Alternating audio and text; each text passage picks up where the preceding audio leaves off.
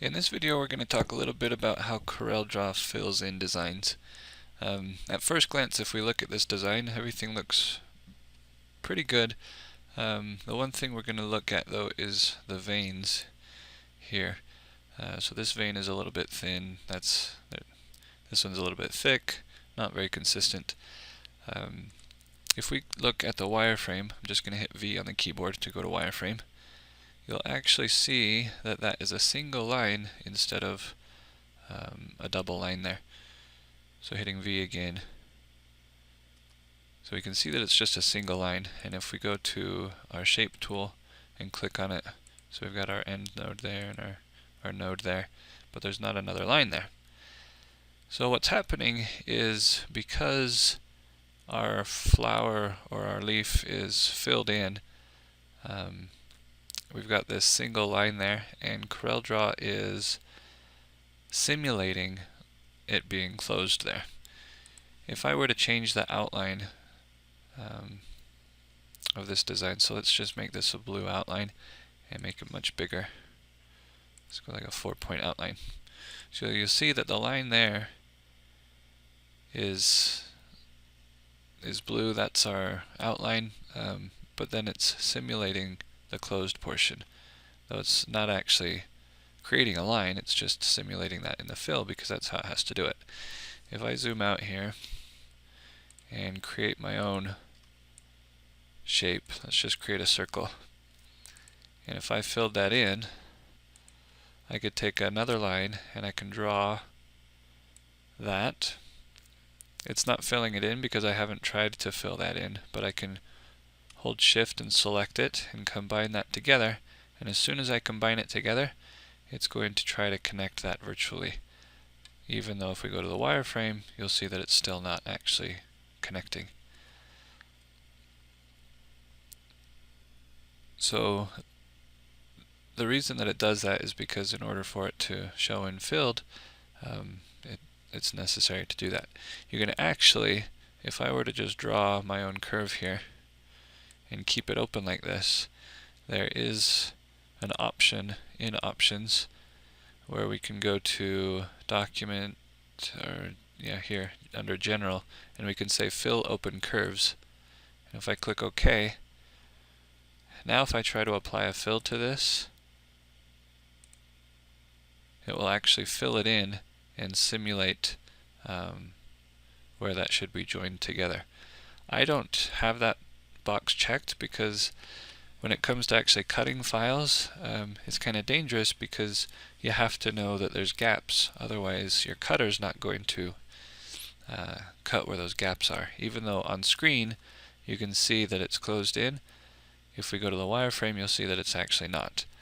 So I always have that unchecked because I don't want it to show something on the screen that's not going to actually happen on my cutter.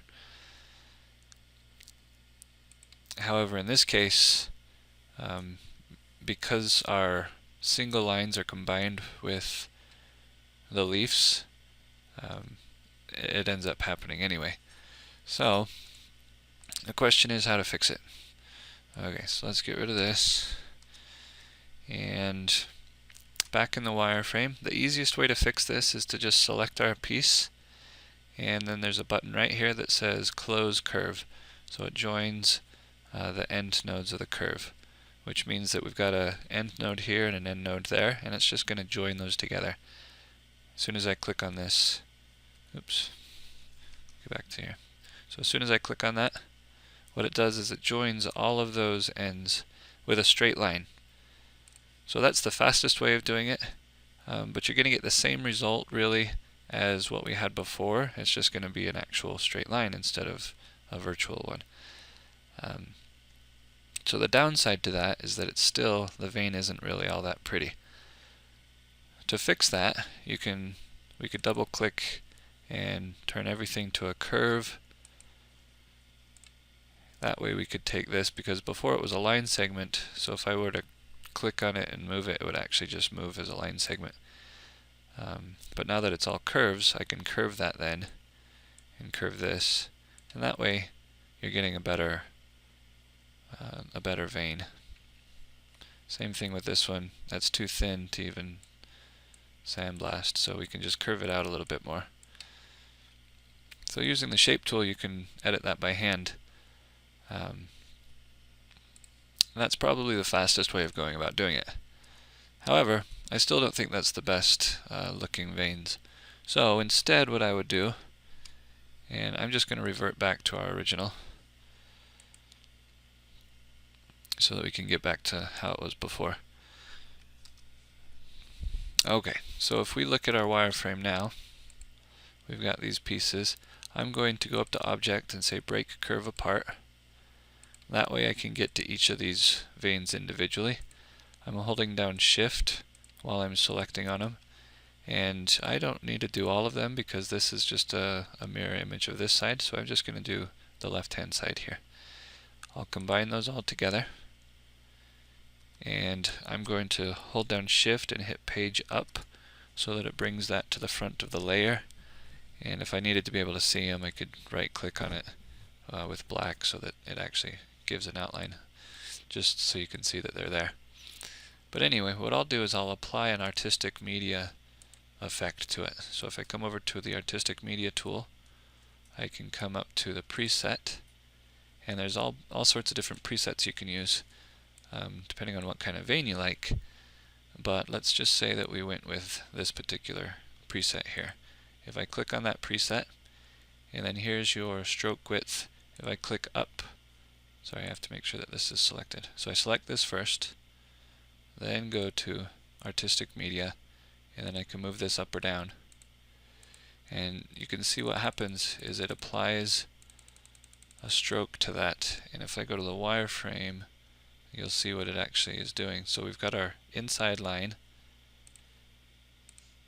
and we're just applying an artistic effect to that.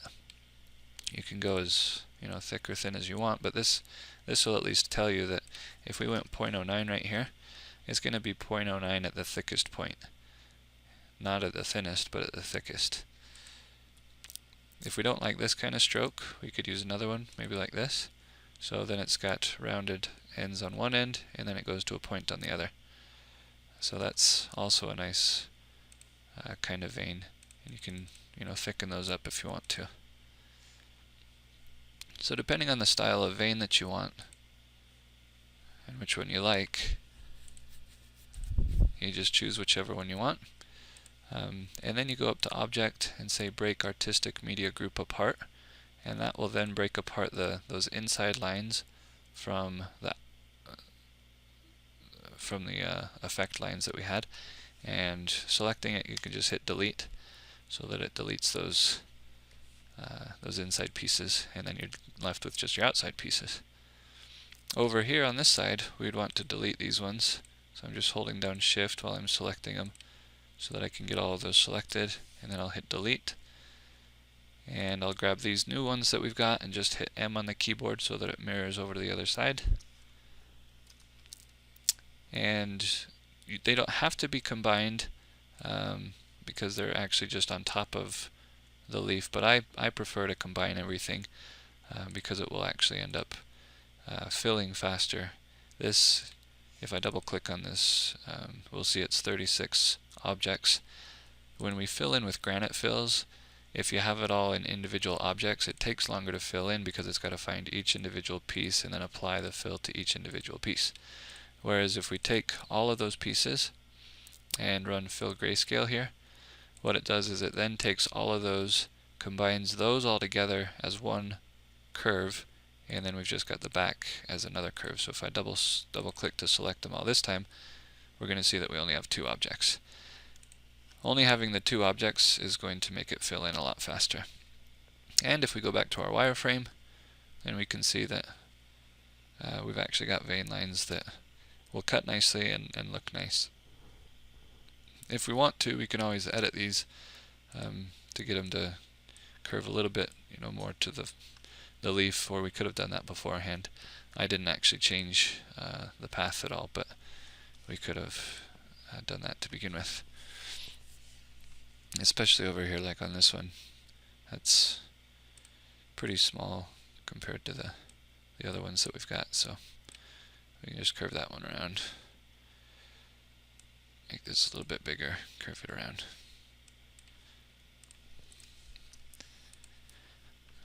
Okay, so that's a little instruction on how to get those to fill in correctly.